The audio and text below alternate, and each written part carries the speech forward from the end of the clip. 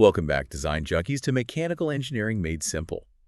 Today's deep dive takes us in some really core stuff, the foundational, the practical, and, the environmental pillars of mechanical engineering. We're pulling from some heavy-duty handbooks today, looking at fluid mechanics, but also pollution control systems on a big industrial scale. The idea is really to connect maybe some, more theoretical ideas right down to what happens on the shop floor. Exactly. Our mission today is, well, to give you a bit of a shortcut. We want to distill that core knowledge fast. Show you that whether you're dealing with, say, smooth water flow in a pipe or trying to scrub emissions from a giant factory stack, the underlying principles of fluid dynamics, they're kind of your master key. We'll start with the theory of moving fluids, which turns out can be surprisingly expensive in terms of energy. Okay, let's unpack that. We really have to start right at the beginning. What is a fluid? We're talking liquids, gases, vapors, basically anything that keeps deforming. If you push on it sideways, apply shear stress. Yep. Unlike a solid, it just can't hold its own shape. It sort of gives way. Right. And when you think about getting that fluid to move, two properties really jump out. First is density, basically how much mass is packed into a certain volume. But the second, and you could argue it's even more critical, is viscosity. Think of viscosity as the fluid's internal friction, how much its layers resist sliding past each other. Okay, and here's where, for an engineer worried about efficiency, it gets really interesting. Energy dissipation. When that viscous fluid moves, you mentioned it generates heat, it loses the mechanical energy you put in. But why? The sources really nail this down. The energy loss only happens through, the twisting and stretching, the linear and angular deformations of the tiny fluid elements. That's the absolute critical point. Just translating the fluid, moving it straight, costs basically nothing in terms of this viscous loss. Same for just rotating it like a solid wheel again. Essentially no loss there. Yeah. The real energy cost, the takeaway, is forcing the fluid to change its shape internally as it flows. So when you're designing a pipe, or maybe a valve, you're fundamentally trying to minimize that internal shape changing, that friction. Precisely. And that whole concept dictates the two big flow regimes we always talk about. You've got laminar flow. That's the smooth, quiet, very orderly flow, like layers sliding neatly. Friction is relatively low. This happens when those viscous forces, the internal friction, are dominant compared to the inertia, the tendency to keep going. And then you contrast that with the chaotic traffic jam we call turbulent flow. Yeah, turbulent flow is all about those rapid, sideways, chaotic motions, the little swirls and eddies you can sometimes even see. And this chaos, it massively increases the internal shear stress. But it's really important to get this. The increased resistance isn't because the fluid suddenly got thicker, its viscosity didn't change. It's the behavior of the flow itself. We actually call that extra resistance Reynolds stress. It's basically a way to quantify how all that chaotic mixing adds a huge amount of internal drag. It really proves the resistance is caused by the flows regime, not just the fluid itself. That makes a lot of sense. You try to design for that smooth, low-cost flow, but the real world often gives you turbulence you have to measure. So, okay, moving from theory to application. How do engineers actually, quantify what's happening in these big flowing systems, like in ducts or pipes? Well, the simplest place to start, maybe ironically, is when the fluid isn't moving. Fluid statics. The idea of constant piezometric head is key here. Piezometric head is just the combined effect of pressure and elevation expressed as an equivalent height of fluid. In a liquid that's just sitting there, this value is the same everywhere on a horizontal plane. It's like the total potential to push the fluid at that point. And the tools that use this, manometers, they seem incredibly simple, right? No, they are mechanical simplicity at its best. A barometer, an open manometer, you're just measuring the height difference of a liquid column to find a pressure difference. The pressure change is directly proportional to that height, HA, and the liquid's unit weight. Dead simple. Okay, but when the liquid is moving, and we need to know the flow rate, Q, the volume per time, we use these obstruction meters, like Venturi, nozzle, orifice meters. They basically create a bottleneck in the pipe, forcing the fluid to speed up. Exactly. And that acceleration lets us use two powerful tools together. The continuity equation, mass in equals mass out, and Bernoulli's equation, which is about energy conservation.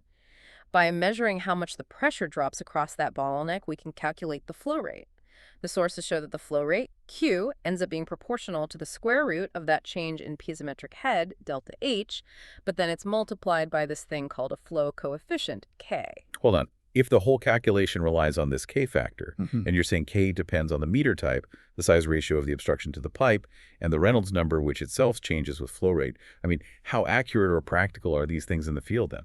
Sounds tricky. You've absolutely hit the nail on the head. That is the practical engineering challenge.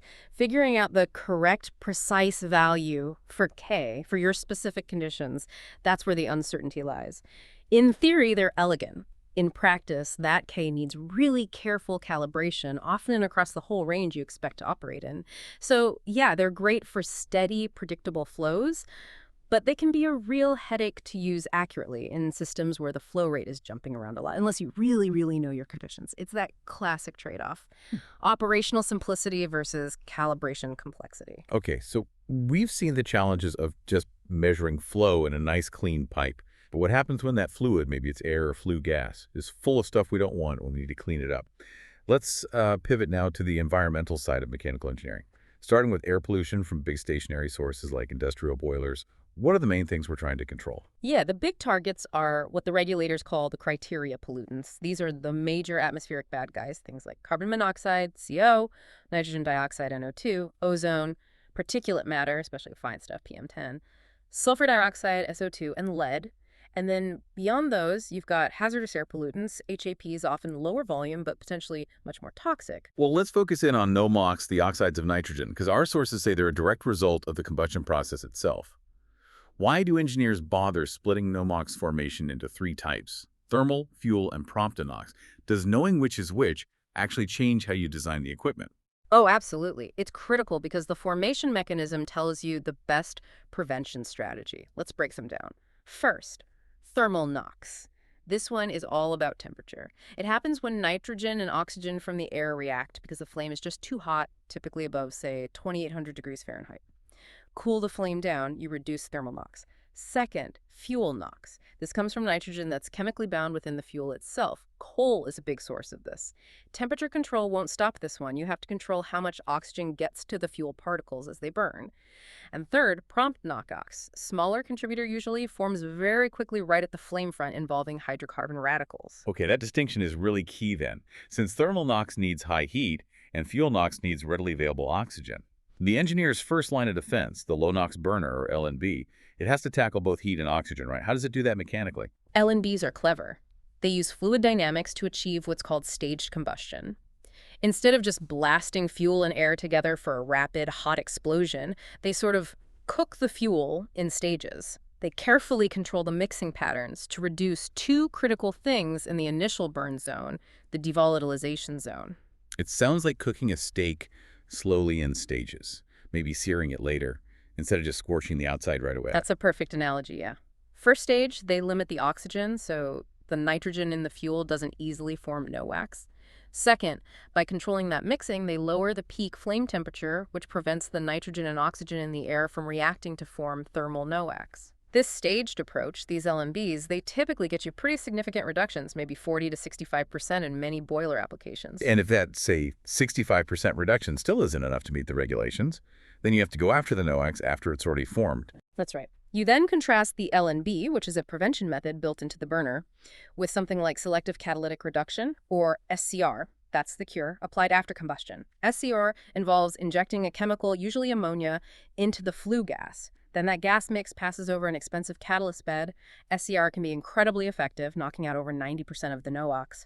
But the mechanical complexity and cost are way higher. You've got these huge catalyst reactors, the ongoing cost of the ammonia, and a big problem is catalyst fouling or poisoning, which means downtime and expensive maintenance. So it's a major trade-off, much higher cost and complexity for that top-tier performance. All right, let's shift from air to water pollution control. For, say, municipal wastewater treatment, the basic mission sounds straightforward, even if the scale is huge. Get rid of at least 85% of the biochemical oxygen demand, BOD, and the suspended solids, FS. What's the workhorse process for that kind of bulk cleanup? The global standard, really, is the activated sludge process. Now, it's fundamentally a biological method, but it's entirely enabled by mechanical systems. We use huge blowers or mechanical aerators to pump enormous amounts of air into these massive tanks.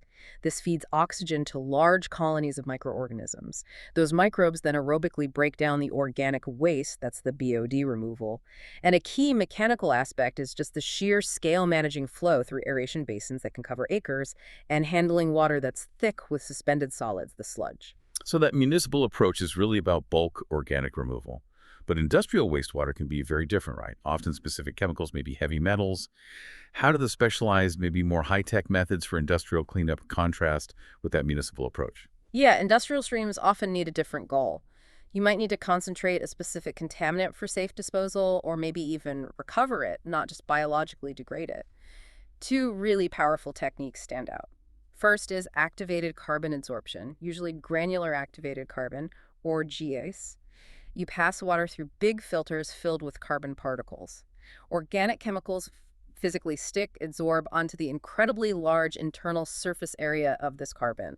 So you take maybe thousands of gallons of slightly contaminated water and concentrate that contaminant onto a relatively small volume of carbon. Then you handle the carbon. Okay, absorption for organics. And the second key method involves membranes. That's reverse osmosis, or RO. This uses pressure to force water through special synthetic polymer membranes. These membranes are designed to block almost everything else, dissolve salts like sodium and chloride, larger organic molecules. You get extremely high purity water, the permeate, coming through. But pushing water through such fine membranes under pressure, the mechanical headaches must be pretty significant, thinking about keeping those membranes working. Oh, that's the defining engineering challenge for RO, absolutely. You're constantly battling two main problems. First is fouling, physical gunk, like silt or biological slime, coating the membrane surface and blocking flow. Second is scaling. Dissolved minerals, like calcium carbonate, precipitating out of the water and forming hard scale right on the membrane, also blocking flow.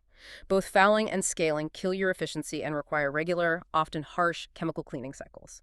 Designing and operating RO systems is really a masterclass in managing pressure, flow, and pre-treatment to minimize these issues. And one last one, a very specialized industrial technique that can actually serve two purposes at once, ion exchange. Exactly. Ion exchange uses special resin beads that are designed to selectively grab certain ions from the water and swap them for less harmful ones. So yes, it's used for making ultra-pure deionized water. But in industry, you might design a system specifically to run a waste stream through it to recover valuable ions. Think things like chromate from plating operations, or maybe other expensive heavy metal ions. It's a fantastic example where cleaning the water environmental stewardship directly leads to recovering valuable materials' economic benefit.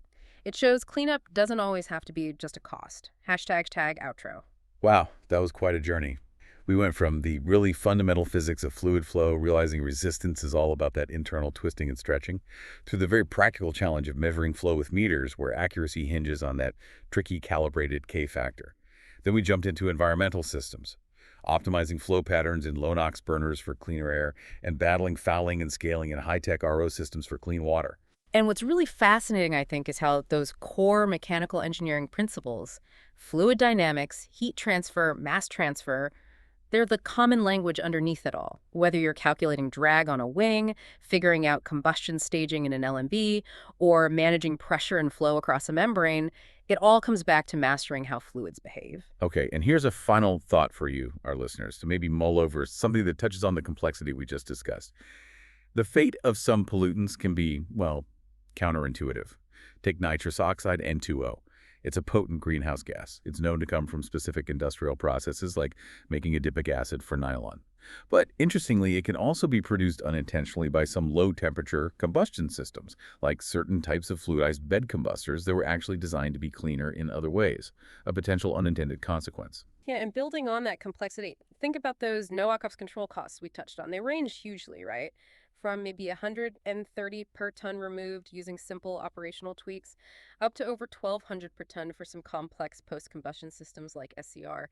So the provocative thought is, where do you, as the mechanical designer, find that optimal balance, the sweet spot between hitting the regulations, keeping operational costs down, ensuring reliability, and achieving genuine long-term environmental stewardship? That's the real-world engineering puzzle, isn't it? It requires mastering not just the technical handbooks, but the economics and the bigger picture, too.